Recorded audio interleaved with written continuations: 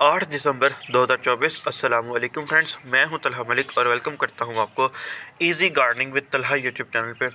देखिए फ्रेंड्स, आज दिसंबर की 8 तारीख है और मुझे आपकी स्क्रीन पे आपको ये नज़र आ रहा है, ये गज़ेनिया के फ्लावरिंग प्लांट्स हैं। ये मुझे मेरे फ्रेंड फैज़ान ने गिफ्ट किए हैं। वो कल लेके आए थे मुझे और कल ला के उन्होंने मुझे दिए। मैंने कहा इससे पहले टाइम बहुत लेट हो, क्योंकि इसकी ना जो रीपॉटिंग का टाइम है वो रीपॉटिंग का टाइम या गाइस राइट टाइम है। इसको अगर इस टाइम पे मैंने रीपॉट कर दिया तो आहिस्ता आहिस्ता ये नई जगह पे जाके अपने रूट्स बहुत अच्छे तरीके से डेवलप करेगी और इसकी ग्रोथ बहुत अच्छी होगी। जैसे कि ये गुले दाऊदी के भी मुझे उन्होंने पौधा गिफ्ट किया है, ठीक है। गुले दाऊदी के ऊपर देखें कितने खूबसूरत फ्लावर आ रहे हैं और कितने गुच्छा में फ्लावर आ रहे हैं। इसी तरीके से गाइस इसको उसने राइट टाइम पे पॉट किया था। राइट टाइम पे पॉट करने का फ़ायदा यही होता है कि हमारा प्लांट ईजी से बहुत आसानी से और बहुत तेज़ी से ग्रो करते हैं। तो इसीलिए गाइस इस प्लांट को भी गज़ानिया को आज मैं रीपॉट करूंगा। इसको किस चीज़ में रीपॉट करता हूँ वो मैं आपको दिखाता हूँ। ये देखें, ये फैज़ान ने ही मुझे एक प्लांट गिफ्ट किया था। ये प्लांट अभी फ़िलहाल ख़त्म हो चुके हैं, इसका जो ग्रोइंग का टाइम था वो ख़त्म हो चुके हैं। इसके अंदर मैंने कुछ ये बीज डाले थे। पालक है, ये भी ग्रो हो रहे हैं, लेकिन पालक के 2-3 बीजों के लिए मैं अपने पूरे ग्रो बैग को बाउंड नहीं करूँगा। तो इस ग्रो बैग के अंदर आज इस प्लांट को लगाते हैं। सबसे पहले गाइस इस प्लांट की थोड़ी सी मैं सिंपल केयर और इसके बारे में आपको थोड़ा सा बता दूँ कि ये है क्या चीज़। ये एक विंटर फ्लावरिंग प्लांट है गाइस। विंटर फ्लावरिंग प्लांट्स जितने भी होते हैं ये सभी थोड़े से हाई फीडर होते हैं। इनको हमने टाइम टू टाइम फर्टिलाइज करते रहना है। सबसे पहले मैं अगर इसकी बात की जाऊँ तो अगर मैं इसकी बात करूँ तो गाइस ये एक बहुत ही खूबसूरत फ्लावरिंग प्लांट है। इसको अभी फ़िलहाल बड़ी स्पेस की ज़रूरत है। फ्लावरिंग प्लांट्स को गाइस हमें चाहिए कि हम थोड़ी सी ज़्यादा स्पेस दें, ताकि उन्होंने थोड़े से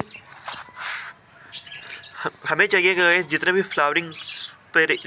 विंटर फ्लावरिंग प्लांट्स हैं, इन सभी विंटर फ्लावरिंग प्लांट्स को थोड़ी सी हम ज़्यादा स्पेस दें और थोड़ी सी हैवी फर्टिलाइज करें, ताकि इनका ना जो ग्रोइंग टाइम होता है वो थोड़ा होता है। वो थोड़े से टाइम पीरियड के अंदर इन्होंने गाइस हमें बहुत ज़्यादा फ्लावरिंग देनी होती है। तो इनके ऊपर ज़्यादा से ज़्यादा फ्लावरिंग हासिल करने के लिए सबसे पहला काम तो मैं यही करूँगा कि इसको मैं एक बड़ा पॉट दूंगा। एक बड़ा पॉट देने के साथ साथ मैं इसको टाइम टू टाइम फर्टिलाइज भी करता रहूँगा। ये थोड़े से हाई फीडर प्लांट्स होते हैं और इनको खुली धूप चाहिए होती है। इनको आप जितनी अच्छी धूप में रखेंगे गैस, ये प्लांट्स उतने ज़्यादा और उतने अच्छे सर्वाइव करेंगे, उतना अच्छे तरीके से हमें अपनी ब्लूमिंग देंगे। तो फिलहाल मैं इसको निकालता हूँ। इसको निकाल के बड़े पॉट में, बड़े इस ग्रो बैग के अंदर डालता हूँ और इसकी मैं पॉटिंग की रेसिपी क्या लूँगा वो भी आप लोगों के साथ सब कुछ डिटेल में शेयर करता हूँ। ये देखें दोस्तों, ग्रो बैग को मैं उल्टा चुका हूँ और जब इसके अंदर मैंने वो प्लांट लगाया था तो वो प्लांट लगाने से पहले ग्रो बैग के नीचे मैंने ये देखें खुश्क पत्ते रखे थे और कुछ टहनियाँ रखी थी। ये देखें खुश्क पत्ते जितने भी थे ये सभी गल चुके हैं। इनको अब मैं मिट्टी के अंदर मिक्स करूँगा तो ये बहुत ही आसानी से मिक्स हो जाएंगे। और ये टहनियाँ भी देखें, ये भी काफ़ी हद तक गल चुकी हैं। तो गाइस कभी भी मैं कोई भी पौधा लगाता हूँ तो वो पौधा लगाने से पहले मैं इसका जो ड्रेनेज होल होता है या इसका ये बॉटम होल होता है, इसके ऊपर मैं ड्राई लीव्स लाजमी रखता हूँ। उससे ये होता है कि एक टाइम के बाद ये सब कुछ गल सड़ जाता है और जब मैं पौधा रीपोर्ट करता हूँ तो अब मैं इसको मिक्स कर दूंगा। तो इट्स मीन कि ये एक रिच फर्टिलाइज़र बन चुका है, रिच फर्टिलाइज़र की इसने शक्ल इख्तियार कर ली हुई है। तो अब अगर मैं इसको आपस में इस तरीके से अच्छे से मिक्स करूँगा तो ये पौधे को एक बहुत ही रिच फर्टिलाइज़र और थोड़ी सी ठंडी फर्टिलाइज़र मिलेगी। जहाँ हम गाइस इतनी सारी फर्टिलाइज़र्स देते हैं प्लांट्स को तो ये लीफ मोल्ड भी देना ज़रूरी है। ये एक लीफ मोल्ड बन जाती है। खुश्क पत्ते की अगर हम एक लेयर लगाते हैं तो वो इन फ्यूचर लीफ मोल्ड की शक्ल ले लेती है और लीफ मोल्ड गाइस ठंडी खाद होती है। पौधे की ग्रोथ के लिए इसका बहुत ज़्यादा फ़ायदा होता है और बहुत ज़्यादा इफेक्टिव होती है ये प्लांट की ग्रोथ के लिए। तो ठीक है, इसको मैं अच्छे तरीके से मिक्स करता हूँ और इसी तरीके से इसके नीचे गाइस वो देखें कुछ पत्ते मैंने उस प्लेट के अंदर रखे हुए हैं। प्लेट कहेंगे इसको, ये कुछ भी कहेंगे। और मैं अपने गार्डन में देखता हूँ जितने भी ड्राई लीव्स हैं वो सारे ड्राई लीव्स इसके ऊपर रखता हूँ और इसके अंदर रख के अपना ये वाला प्लांट इसके अंदर आपको पॉट करके दिखाता हूँ। ये देखें दोस्तों, इसके अंदर मुझे इस दफ़ा बहुत ज़्यादा ड्राई लीव्स नहीं मिले, तो ड्राई लीव्स थोड़े से ही है।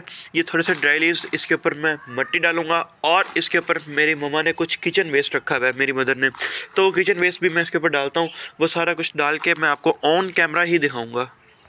ये देखें दोस्तों, इसके अंदर मैंने आलू के, प्याज के और ये कुछ अंडे के छिलके हैं। इनको अंडे के छिलकों को मैं अच्छे तरीके से ऐसे क्रश कर दूंगा अपने हाथों की मदद से ही और इसके ऊपर सारी सॉइल डाल के अपने वो गज़ानिया के प्लांट्स तीनों चारों जो भी हैं वो सभी इसके अंदर पॉट करके मैं आप लोगों के साथ शेयर करता हूँ।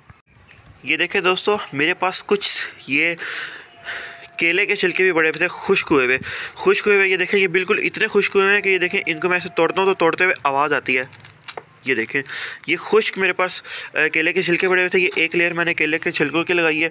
इसके ऊपर गाइस अब मैं दोबारा से मिट्टी डालूंगा और मिट्टी डाल के आपको अपने ये जो गजानिया के बहुत ही खूबसूरत मेरे दोस्त ने मुझे फ्लावरिंग प्लांट्स गिफ्ट किए हैं, ये सभी मैं इसके अंदर आपको पॉट करके दिखाता हूँ। ये देखें दोस्तों, अपनी उसी पुरानी मिट्टी को मैं इसके अंदर फिल कर रहा था, तो उस दौरान उसके अंदर से ये देखें ये काउ डंग मैन्योर निकला है। तो फिर मैंने सोचा कि मेरे पास वेल कंपोस्टेड काउ डंग मैन्योर पड़ा हुआ है, ये देखें इस फॉर्म में। तो ये वेल कंपोस्टेड काउ डंग मैन्योर भी मैं इसके अंदर ऐसे चारों साइडों पे ऐड कर रहा हूँ। ये बहुत ही ज़्यादा मेरी रिच फर्टिलाइज़र बन चुकी है, रिच फर्टिलाइज़र नहीं सॉरी रिच स्पॉटिंग सॉइल बन चुकी है, क्योंकि ये बिल्कुल एक क्योंकि गाइस ये हाई फीडर होते हैं प्लांट्स जितने भी हैं, इसको बहुत सारा फर्टिलाइज़र चाहिए होता है, क्योंकि मैंने आपको पहले भी बताया इसने बहुत ही कम टाइम पीरियड में बहुत ज़्यादा फ्लावरिंग करनी है, तो उसके लिए इसको थोड़ा सा फर्टिलाइज़र ज़्यादा चाहिए होता है। तो इसीलिए इसकी मैंने इतनी रिच सॉइल ली है और इस सॉइल के ऊपर अब दोबारा से मैं सिर्फ पॉटिंग सॉइल ऐड करूँगा और ऐड करके इसको इसकी ब्लूमिंग के लिए, इसकी ग्रोथ के लिए गाइस मैं छोड़ दूँगा। ले जी दोस्तों, इस प्लांट का मैं बहुत अच्छे तरीके से पॉट कर चुका हूँ। अब बारी आती है इसको वाटरिंग करने की।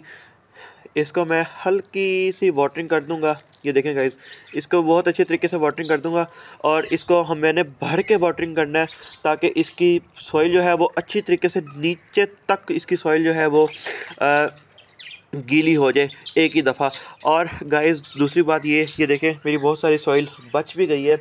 इस तरीके से मेरी हमेशा से मैं ऐसे ही करता हूँ, कभी भी प्योर सॉइल के अंदर नहीं लगाता। कोई भी प्लांट मैंने पॉट करना तो उसके अंदर कुछ ना कुछ किचन वेस्ट, अपने गार्डन का वेस्ट, कुछ ना कुछ किचन वेस्ट या गार्डन का वेस्ट, ग्रीन वेस्ट, कुछ ना कुछ मैं इसके अंदर लास्ट में ऐड करता हूँ। उससे ये होता है कि मेरी सॉइल बढ़ती रहती है। अब जब ये प्लांट सारा मतलब अपनी ग्रोथ को दिखा देगा और जब मैं इसको दोबारा से इसके अंदर कोई नया पॉट लगाऊंगा, तो इसी तरीके से गाइस इसकी कुछ मिट्टी मैं इसी तरीके से बचा लूँगा और बाकी कुछ मैं इसके अंदर और ऊपर से एडिशनल चीज़ें ऐड कर दूँगा। उससे ये होगा कि मेरी सॉइल आहिस्ता आहिस्ता बढ़ती रहती है।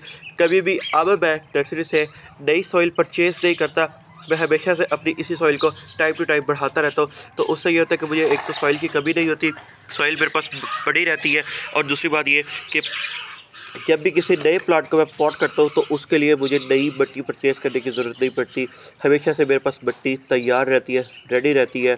तो ठीक है गाइस, आई होप आपको ये वीडियो अच्छी लगी होगी।